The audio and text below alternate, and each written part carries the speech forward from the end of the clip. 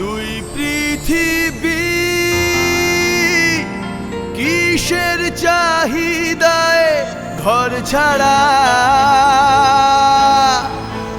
দুই পৃথিবী কোন চাওয়া পাওয়ায় দিশেহারা।